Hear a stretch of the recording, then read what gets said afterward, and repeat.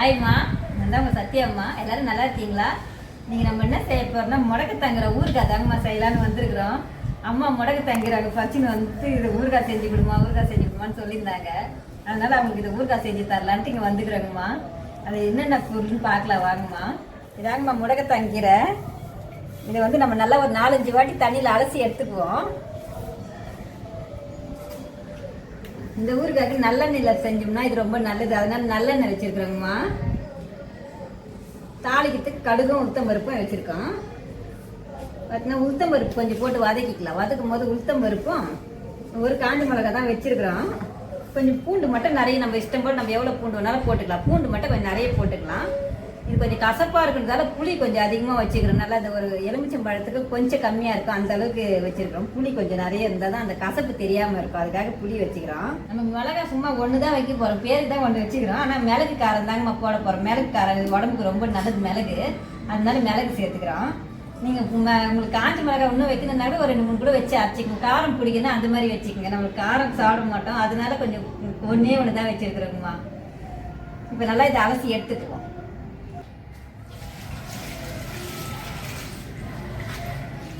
இது கடலைப்பருப்பு இதெல்லாம் கூட போட்டு அரைக்கலாம். அம்மா பார்த்தீங்கன்னா அவங்க அதெல்லாம் போடக்கூடாதுன்னு சொல்லுவாங்க. ஒரு 2 உளுத்தம்பருப்பு, ஒரு காஞ்சி மிளகா, கொஞ்சம் புளி, ஒரு 2 மிளகு வச்சு அரைச்சி கொடுனாக்கா அப்படின்னு சொல்லுவாங்க. அதனால அவங்களுக்கு பிடிச்ச மாதிரி இன்னைக்கு அரைக்கலான்ட்டு வந்துக்கிறோங்கம்மா.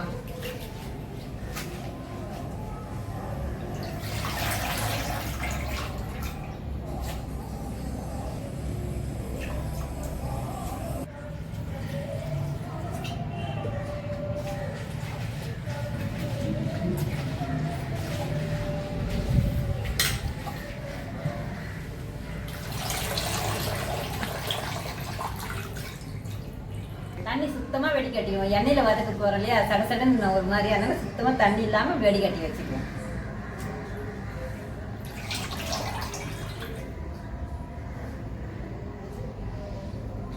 கடாயை வச்சு நம்ம இதெல்லாம் ஃபர்ஸ்ட் வதக்கி எடுத்துன்னு அப்புறம் அரைப்போம்.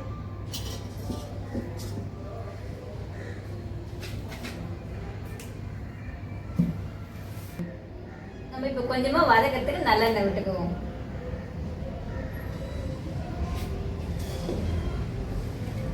புளியை நம்ம முன்னாடியே கொஞ்சம் தண்ணி ஊற்றி கொஞ்சம் உப்பு போட்டு கூட ஊற வச்சிங்கன்னா அரைக்கிறதுக்கு ஈஸியாக இருக்கும். தண்ணி ஊற்றி கொஞ்சம் உப்பு போட்டு ஊற வச்சு கூட வச்சுக்கலாம். கொஞ்சம் நனைய வச்சுக்கலாம், கொஞ்சம் ஈஸியாக அரைஞ்சிடும். நம்ம உங்களுக்கு காட்டணுமேன்றதுக்காக அப்படியே எடுத்துன்னு வந்துட்டேன்.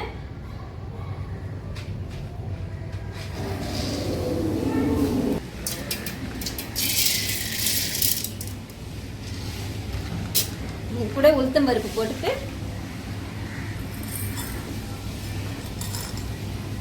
ஒரு டீஸ்பூனுக்கு மிளகு கொஞ்சம் போட்டுக்குவோம்மா.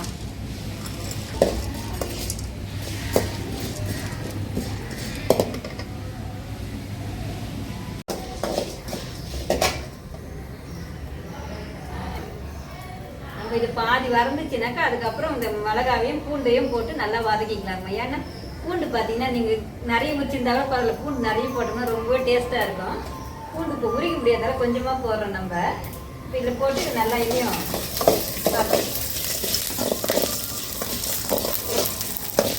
சின்ன தீயாவே வச்சு வறுத்துக்கணுமா, எனக்கு தீஞ்சிடும் இது.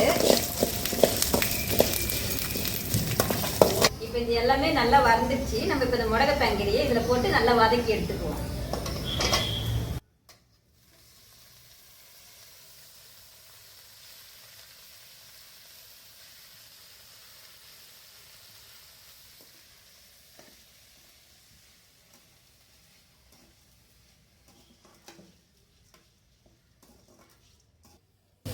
நல்லா இந்த கீரை போட்டு நல்லா வதங்கிடுச்சு.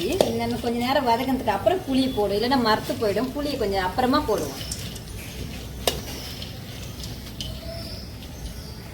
இது கூட புளியை போட்டு இப்போ வதக்கிக்குவோம். ஊற வச்சிருந்தோம் இல்லையா, அந்த புளியை போட்டு இப்போ வதக்கி எடுத்துக்கலாம்.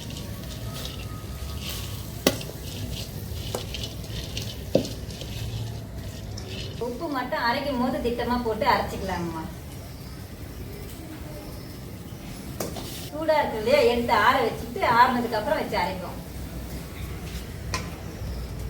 இதை எடுத்து நம்ம ஒரு தட்டில் போட்டு இப்போ ஆற வச்சுக்கோங்க. சூடாக அரைக்க முடியாது, அதனால ஆற வச்சுக்கணும், அதுக்கப்புறம் அரைப்போம். நிறைய இந்த மாதிரி இருந்துச்சு. இந்த பேஷன் ஃபுல்லாக கீரை இருந்த மாதிரி இருந்துச்சுங்கம்மா. அது பார்த்தீங்கன்னா வதக்கணும்னா கொஞ்சமாக ஆயிடுச்சு. அது மாதிரி அரைக்கும் போது கொஞ்சமாக இன்னும் அரைச்சோம்னா இன்னும் கம்மியாகிடும். அரைக்க நம்ம வதக்கிறதுக்குள்ள நம்ம அன்றைக்கி தோசை கூட இதில் முடக்கு தாங்கிற தோசைன்னு ஒன்று சுட்டோம் இல்லைங்கம்மா, அந்த கீரை தாங்கம்மா இது. அன்றைக்கி தோசை சுட்டோம். அது வந்து பார்த்தீங்கன்னா இப்போ ஊருக்கு அரைக்க போகிறோம். இதில் முடக்கு தாங்கிற குழம்பு கூட வைப்பேன். அந்த குழம்பு கூட ரொம்ப நல்லா இருக்குங்கம்மா. அந்த குழம்பு சாப்பிட்றதுக்கு நல்லாயிருக்கும். கொஞ்சம் சிறு கசப்பாக தான் இருக்கும், இருந்தாலும் அது உடம்புக்கு நல்லதுன்றதுனால அந்த குழம்பு வைப்போம். நல்லாயிருக்கும் அந்த குழம்பு. அம்மாவுக்கு இதெல்லாம் விட குழம்பு தான் கேட்டுன்னு கிடப்பாங்க. குழம்பு போட்டு சோறு போட்டு குழம்பு ஊற்றி சாப்பிட்டா தானே உடம்புக்கு நல்லதுன்னு அடிக்கடி சொல்லி கிடப்பாங்க. இன்னொரு நாளைக்கு குழம்பு அதே மாதிரி வைக்கலாங்கம்மா.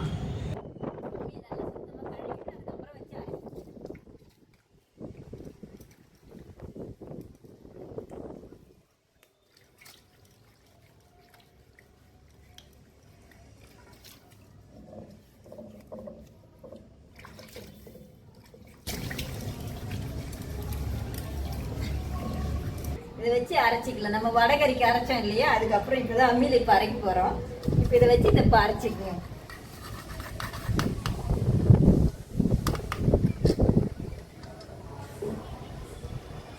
எண்ணெயில் வதக்குறதால வழுக்கு வழுக்குன்னு தான் இருக்கும். ஆனாலும் நம்ம எப்படியாவது அரைச்சிடுவோம் இதை.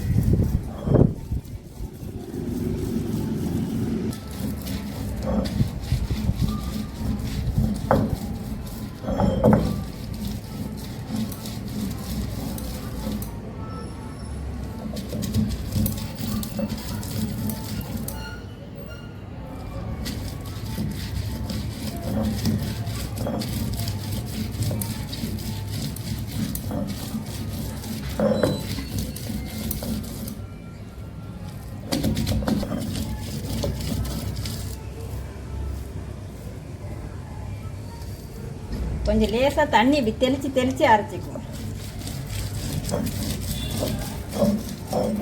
இது நல்லா கொஞ்சம் நைஸாக அரைச்சி எடுத்துக்கலாங்கம்மா. மிக்சியில் அரைக்கும் போது கொஞ்சம் கொறுன்னு இருந்தாலும் கொஞ்சம் நல்லா தான் இருக்கும். அந்த உளுத்தம் பருப்புலாம் கடுக்குன்னு கொஞ்சம். ஆனால் இந்த இலை கொஞ்சம் நல்லா நைஸானா தான் இதுவாக இருக்கும். அதுக்காக தான் இப்படி அரைக்கிறோம்.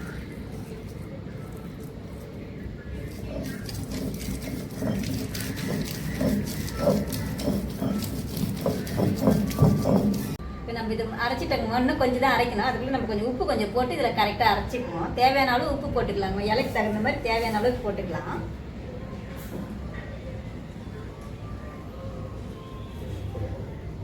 மிக்சியில் அரைக்கும் போது முன்னாடியே உப்பு போட்டுருங்க. அரைக்கிறதுக்கு ஆரம்பிக்கும் போதே போட்டுருங்க. நம்ம இப்போ இது இங்கே அரைச்சதெல்லாம் பாதி போட்டதுக்கப்புறம் அரைச்சிடும். நீங்கள் முதலே போட்டுக்கணும்.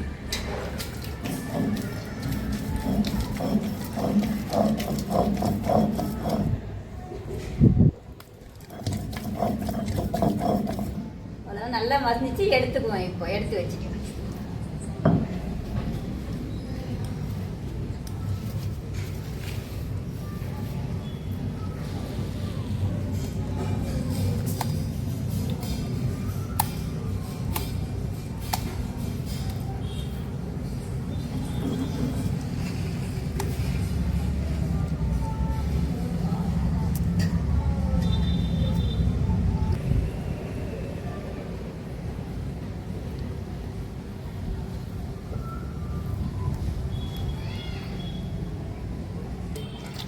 அம்மியை நல்லா சுத்தமாக கழுவி விட்டுட்டு அதுக்கப்புறம் இதை தாளிக்க ஆரம்பிக்கலாம்.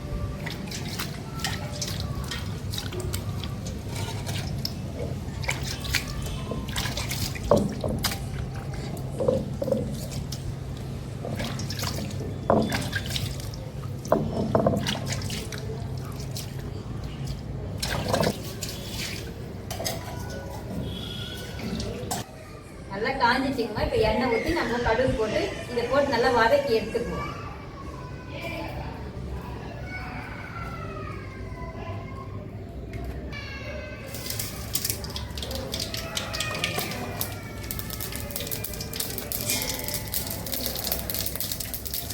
கடுகு நல்லா பொரிஞ்சிச்சு. அதுக்கப்புறம் நம்ம அம்மியில் அரைச்சி வச்சு முடக்கத்தாங்கறி அதை போட்டு நல்லா வதக்கி எடுத்துக்குவோம்மா.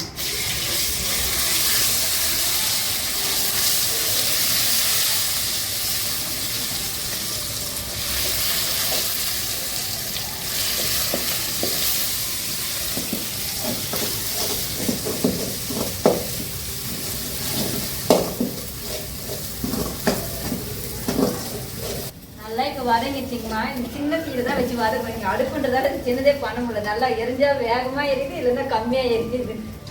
அவ்வளோதான். இப்போ எல்லாம் வதங்கிச்சு, எடுத்து தட்டில் வச்சுக்குவோம்.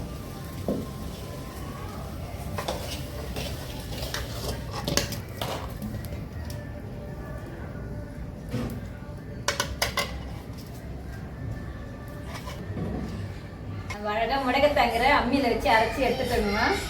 இது ரொம்பவே உடம்புக்கு நல்லதுங்கம்மா. கை முட்டி, கால் முட்டி, முட்டி வலி, மூட்டு வலி இதெல்லாம் எல்லாத்துக்குமே ரொம்ப நல்லது. நல்லாவும் இருக்கும். நம்ம சூடாக சாப்பாடு கூட போட்டு இதில் பிசைஞ்சு சாப்பிட்டா ரொம்பவே நல்லா இருக்குங்கம்மா. இதே மாதிரி நீங்களும் செஞ்சு சாப்பிடுங்க. எல்லாருக்கும் கொடுங்க, வீட்டில் இருக்கிறவங்களுக்குலாம். வாங்கம்மா, எல்லாரும் ஊறுகாய் சாப்பிட்லாம்.